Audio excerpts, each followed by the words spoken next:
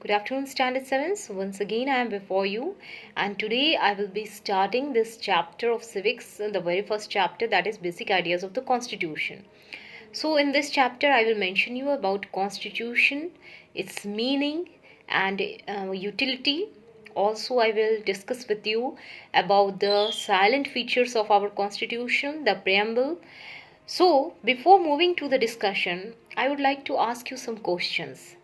See, you all live in family, and as you know, family is the smallest unit of the society. So in your family, definitely there are some set of rules and regulations. It is not like that. Whenever you want to wake up, you can do that. Whenever you want to go out, whenever you want to move in, you can do it according to your own norms and conditions. No.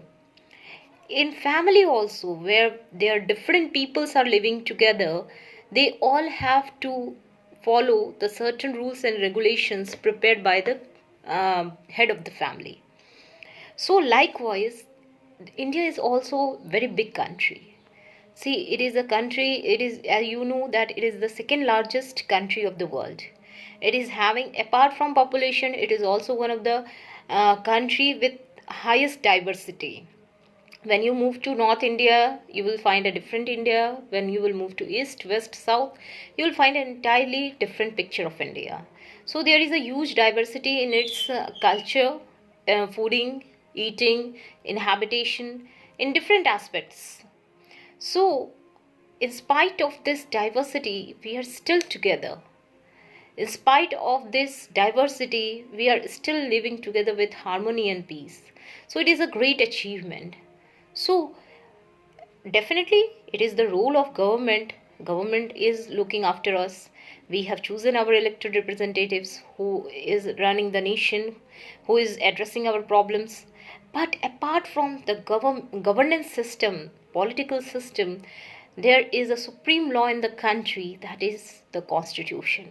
It is the highest law of the land. Whether it is your government, whether it is your public, whether it is your organs of the government, executive, judiciary, anything.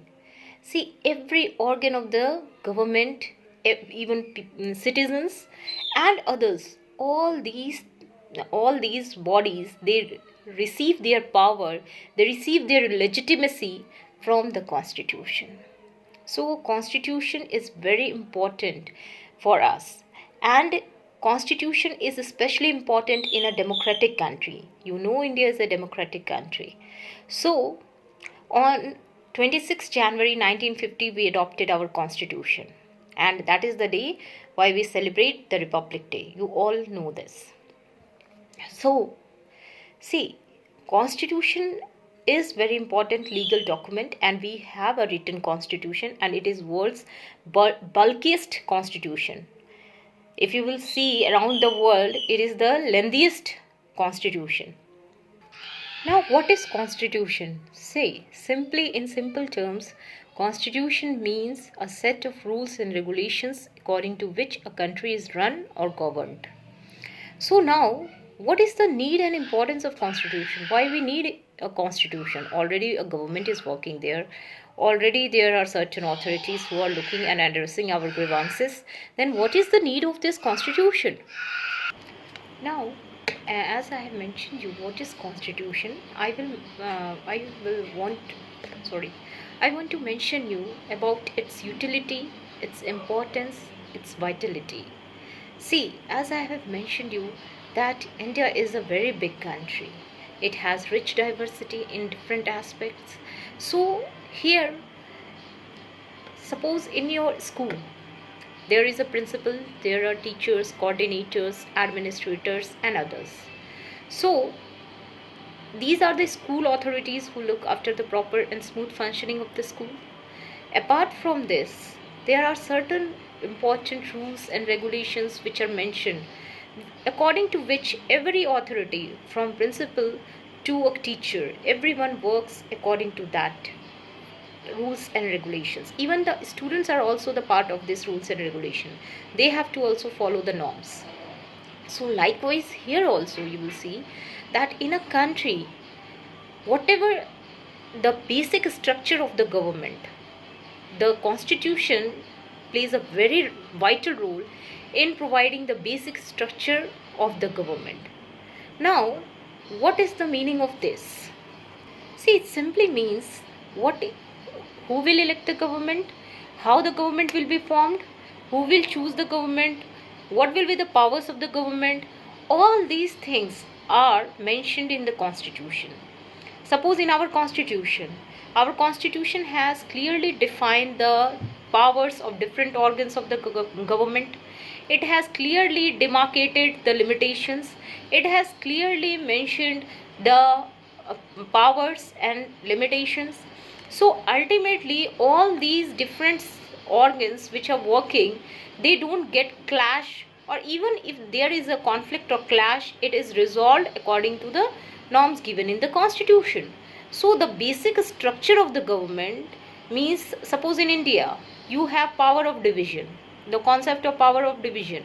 Here you will have legislature which makes the law, executive which implements the law, and judiciary which interprets the law.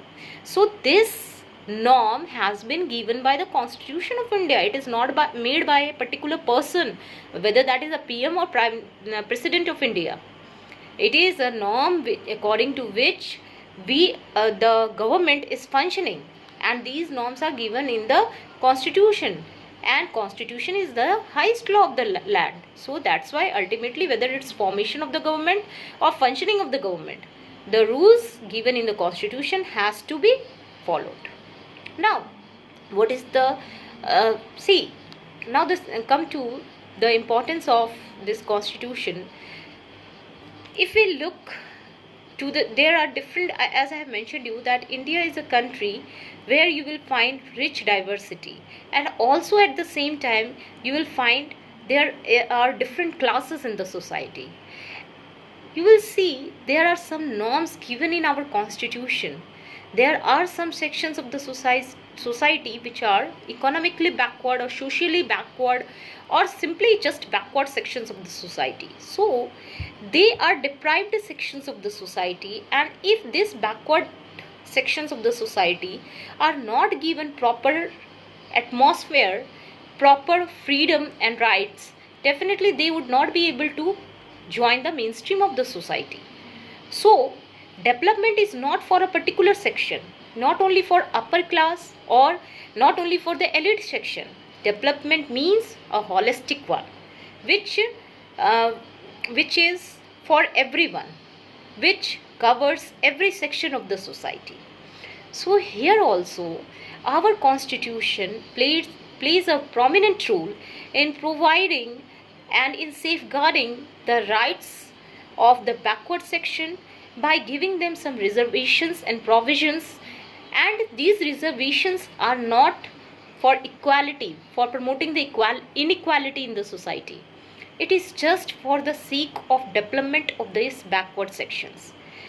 For example, reservation in job has been given to particular sections like your SCs and STs, that is scheduled caste and scheduled tribes.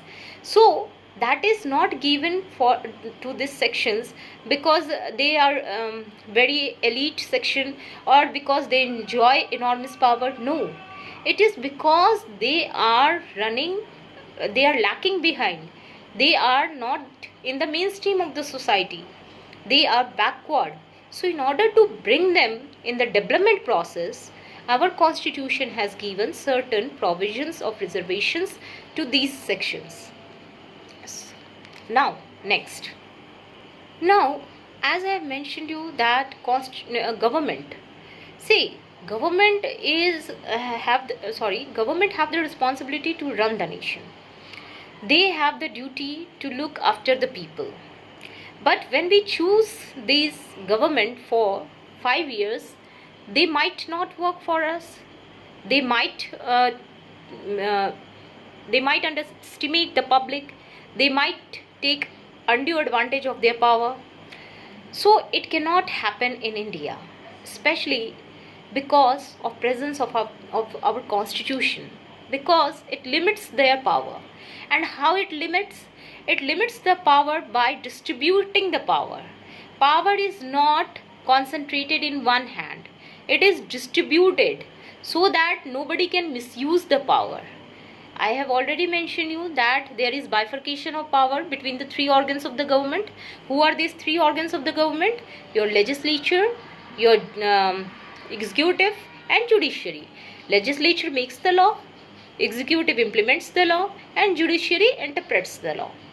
Now, these three organs have their own responsibilities, but at the same time, if any organ of the government they want to misuse the power, they want to take undue advantage, they cannot do that.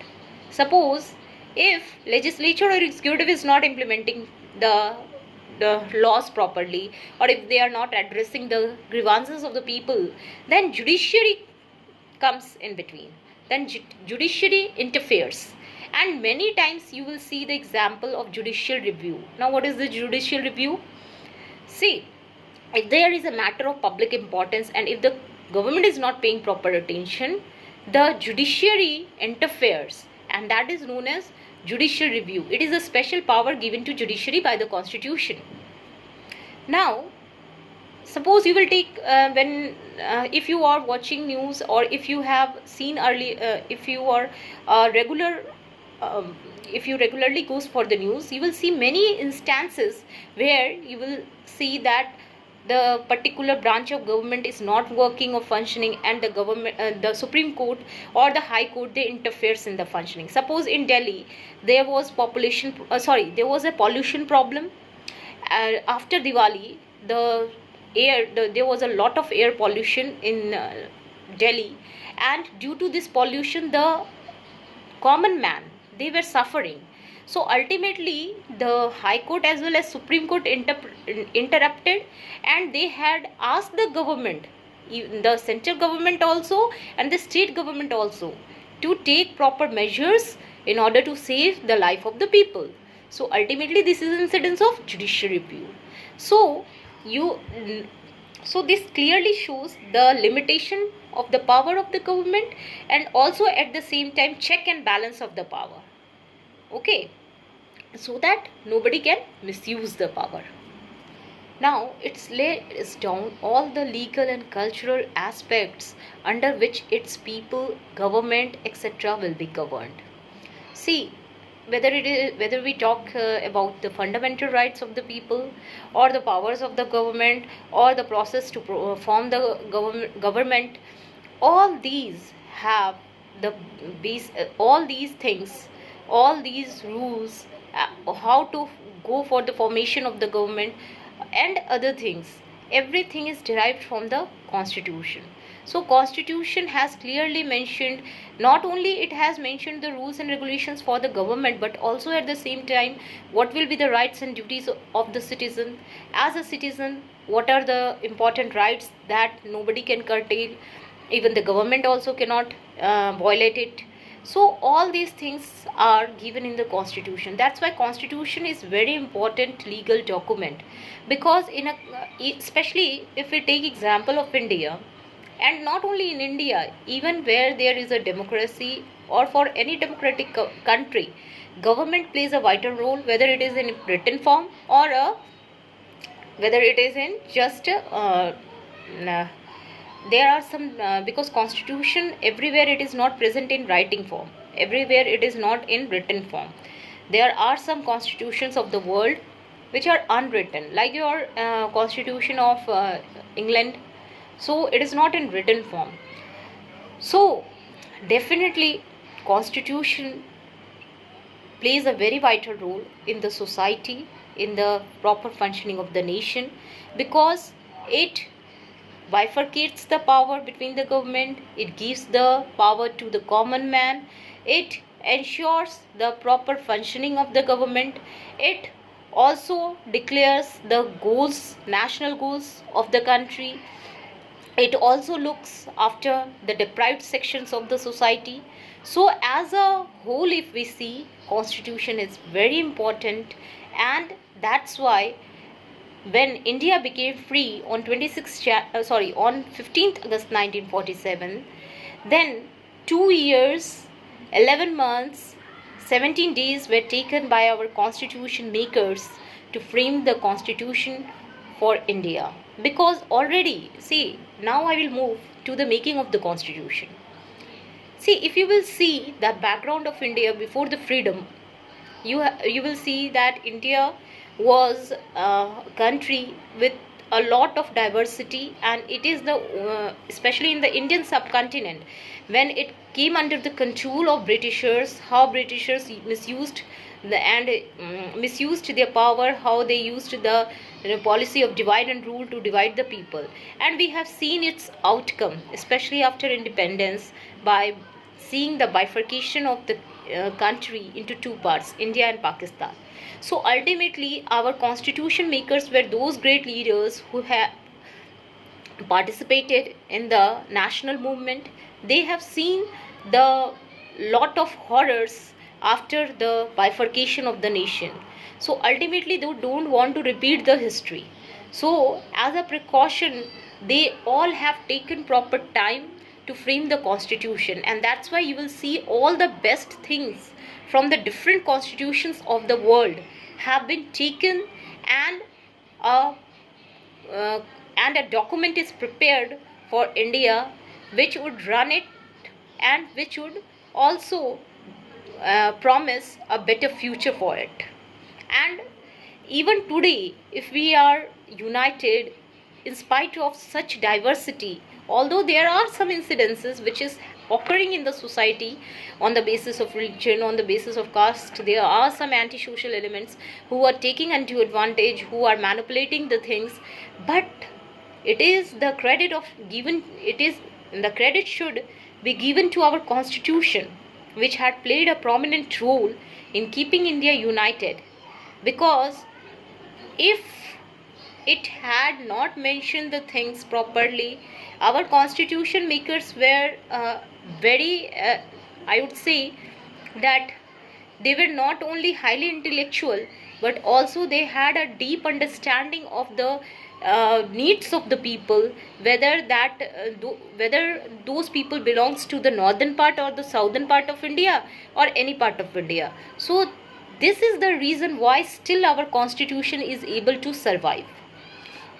So after independence, for the first time, our Constituent Assembly met on 9 December 1946, and the drafting committee was formed, whose chairman was Dr. Bhimrao Ambedkar, who drafted the constitution for India.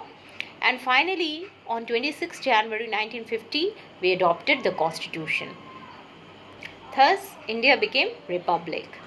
Now, what is the meaning of republic? I will mention you that also in this chapter later.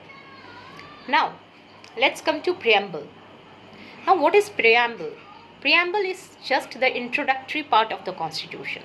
Suppose when you start your book, there are contents given and all about the introduction, what the chapter is about, what is the main ideas, what is the message writer wants to convey in the chapter. So likewise, our introduction part of our constitution is preamble. In preamble, the goals and ideals of the constitution are clearly mentioned. But one thing you should remember regarding preamble, that it is not enforceable by court. What it means? See, there is a difference between preamble and the fundamental rights. See, in case of fundamental rights which are provided by the constitution to the common man, if it is violated, one can move directly to the court.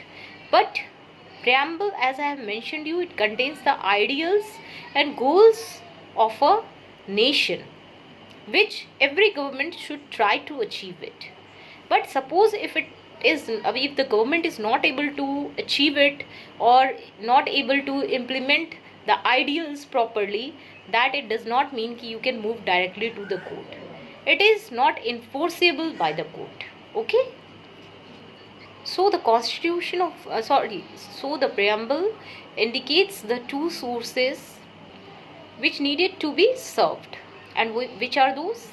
It indicates the source from which the constitution gets its authority. And secondly, it states the ideals and the goals which the government should try to achieve and promote. See, the preamble of India declares India to be a sovereign, socialist, secular, democratic, and republic. Now, what is the meaning of sovereign? Sovereign simply means when a nation is free from foreign control. Suppose before 1947 India was under the control of Britishers. India cannot frame its own policies. But after 1947 India became sovereign. There is no control of any foreign power there is no outside control over India. India is free to frame its policies and free to frame its law. See, now come to secular. Now, what is the meaning of secular? See, secular, if you are watching news, you will hear this word very frequently, either by the politicians or by there's media personalities. So what is the meaning of this secular? See, secular is actually, the word secular means not to practice a state religion, not to discriminate between the people on the basis of religion. India is a nation which proclaimed itself to be a secular nation, where people of different castes, religion are living together without any discrimination. No discrimination is made on the basis of religion. In your country, India, there are minorities like your Sikh, Christians, your Muslims, and also majorities like your Hindus. But there is no discrimination made against these minorities by the majorities, because our constitution has clearly mentioned that India is a secular nation. Through the preamble, it clearly states India is a secular nation. Now, if you just look your neighbor, Pakistan. In Pakistan, Pakistan is Islamic state. Means Islam is the main religion which is practiced, and it is a state religion there. Okay, so the minorities living there may not have those powers or freedom or rights which are enjoyed by the majorities. So it is clearly a discrimination. And see, secularism is very important for India, because India, I have told you very clearly that it is a country which is having people of different sects, different religion. See, it is the only country of the world where you will find the different religions thriving together, whether that is Christianity, Jainism, Zoroastrianism, Hinduism, Islam, and others. So it is a unique feature also, making India very different from other nations.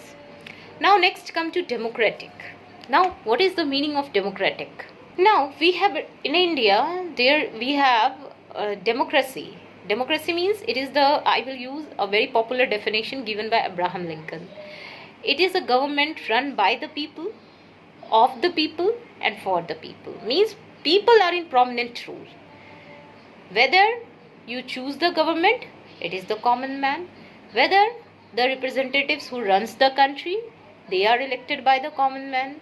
And whether the policies are made for people, it is made for the common man. So means the common man is the center of attraction. So democracy is simply the government of the people, by the people, and for the people. So in India also you will see there is a democratic setup. Although in India there is a bifurcation, we have central or union government on the central level, it means on national level. On national level we have a central or union government. Then again we have state governments at the state level, and in India we have different small local bodies. Okay, because it's not possible for the state government or the central government to address the problems at the grassroots level, because even today also 60% of Indian population is living in villages, and to provide the system, to provide the facilities to look after the people, it's very important to reach at the grassroots level. So the local bodies the concept of local bodies are introduced with this. Now whether that is to elect a panchayat of a village, or the chief minister of a state, or the prime minister of the country, you will have to go through election. People have the power to elect their representatives, and these representatives runs the nation. So ultimately you can say that people are powerful in a democratic system. Suppose you can say that ki ma'am, how the people are powerful, because if the government has been elected for the 5 years, it can do whatever, because it has enormous power, no doubt. But it cannot, if it is doing also after 5 years, what it will do, we have seen, especially in present context after 1990s politics, you will see that India, there is a kind of political awareness in the country. The government which is working, which is functioning for the people, they are elected, they are given the opportunity. But those who are misusing the power, or those who are not addressing the problems of the people, they are just ousted. So ultimately people are very important. And people in India, we have adult franchisee. What is adult franchisee? Everyone who is above 18 or 18 years, they have the power to choose their representatives. They can participate in the elections and they can choose their representatives. Now it's republic. What is the meaning of republic?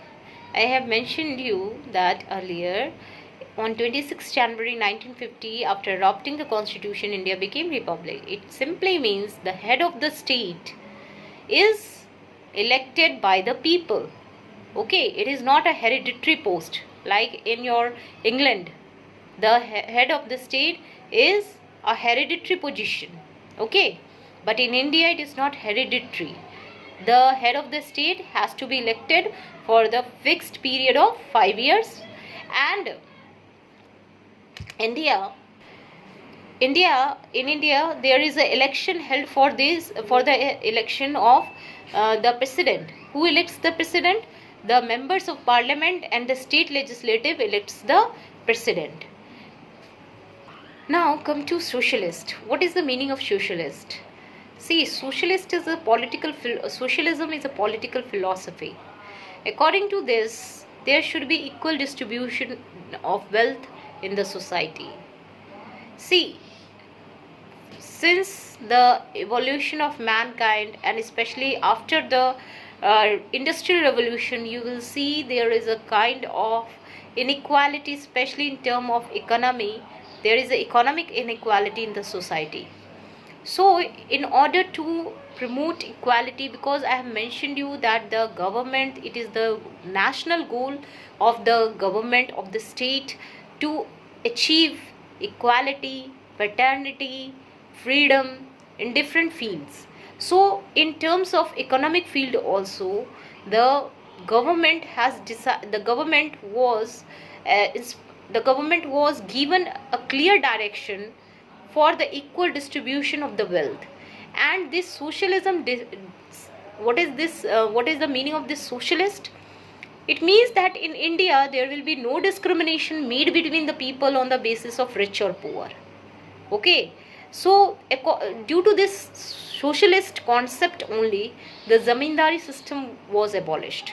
Now what was this Zamindari system? Earlier what used to happen, that before 1960s, that there were some landlords who were big landlords and who were having a very large number of land. Okay, and they were exploiting the poor people. There were the large number of populations were without land, and there were few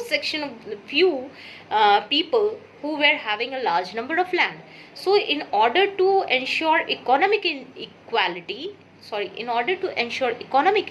in the society, the government decided to abolish this system and distribute the lands. Land has to be taken from the zamindars, and there should be a distribution of land among the landless peoples.